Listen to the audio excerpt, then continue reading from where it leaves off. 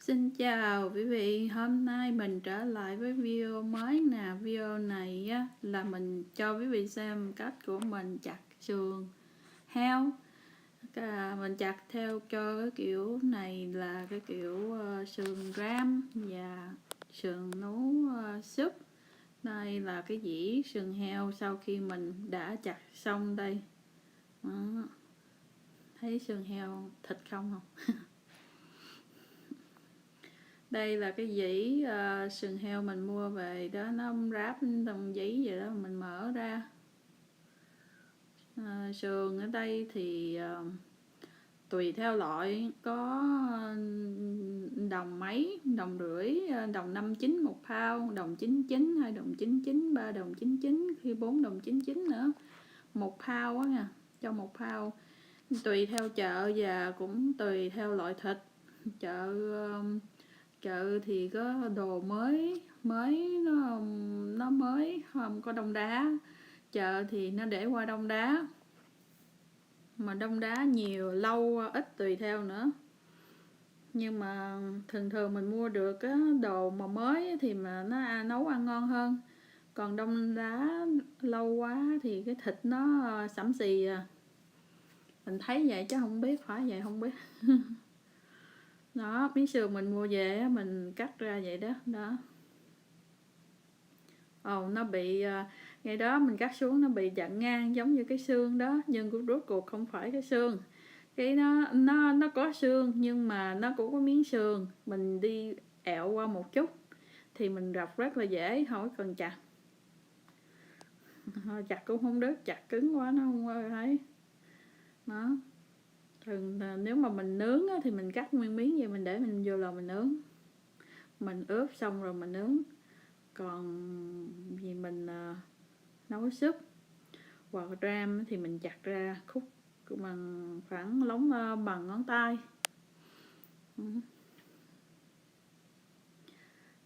Cái này thì hầu như người nào cũng biết làm. Cái này mình đem lên chơi cho vui, còn những ai chưa biết làm thì thấy vậy thôi.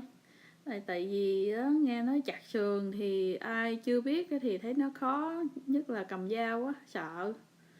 Mình làm cho quý vị nào chưa thấy chưa biết thì coi nó không có đến nỗi khó lắm.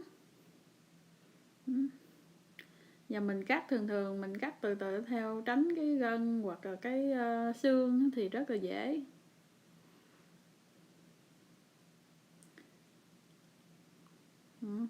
Đây nè, mình rọc ra thấy không? Mà ngay chỗ đó nó cái khớp giữa xương và cái gân ở dưới dãy gân á, mình dùng dao mình cắt luôn được, không có cần dùng cái dao lớn chặt. Nó đi xuống ngọt không? Đó, cái gân lớn đó, mình kiếm chỗ khớp của cái gân đó mình cắt xuống nó đứt à. Còn không ngay khớp nó nha, chặt cứng lắm.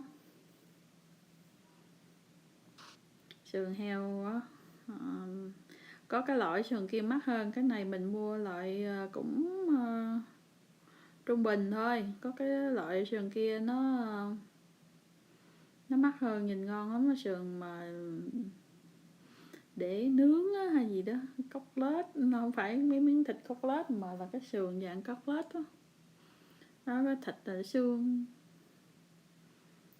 Miếng đó thì thường hình như 3 đồng 99 pound, 4 đồng 99 pound. Nói chung là tùy theo chợ và tùy theo loại sườn, và tùy theo lúc nó có bớt giá hay không. Nó bớt promotion đó để người ta tới chợ đó. Mình chặt, nếu mà ai sợ thì chặt cái đó ra làm hai thôi đó.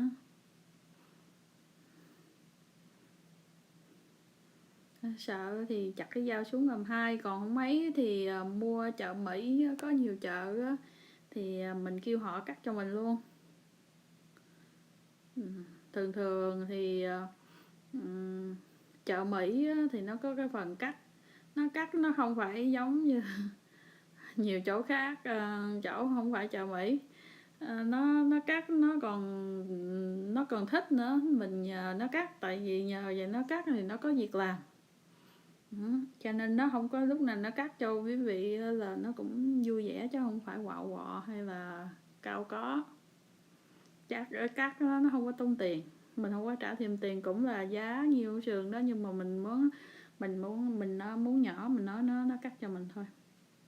Có nhiều bà Mỹ mình thấy lấy miếng thịt đó miếng thịt đó thấy bà lớn quá, bà ăn bà không hết, bà kêu nó tao muốn phần nửa miếng này hoặc là phần tư miếng này, nó cắt cho bả, nó cắt xong rồi nó ráp lại đàng hoàng, dán giá đàng hoàng cho bả để ra tính tiền, chứ không phải là cắt chuột chạc hay gì. Còn mình thấy chợ Tàu thì họ cũng có cắt sẵn bán đó, nhưng mình chưa bao giờ mua loại cắt sẵn, mình không biết nè.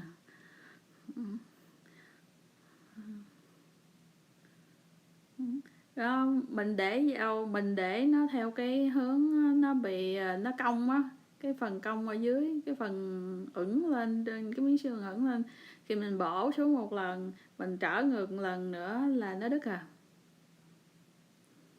Nhưng mà mình phải để cái miếng sườn nó là cái phần cong á ở dưới nó nằm xuống dưới thớt, còn cái phần thẳng cái phần mà lòng của cái cong á thì nó rõ chưa, còn cái phần mà cái xương cong lên á thì mình để lên thì mình chặt xuống, rồi mình trở lại miếng sườn lần nữa là nó đứt.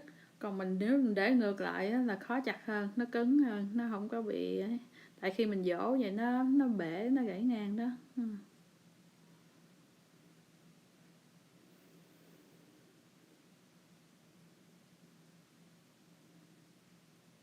Rồi đó là phần thịt nè, rồi mình cắt ra để mình xào riêng. Mình tại nhiều sườn này nó béo, nó nhiều quá, mình ăn hơi bị bổ nhiều quá thì mình mới xắt cái thịt đó mình để riêng, để hồi mình xào riêng. Thì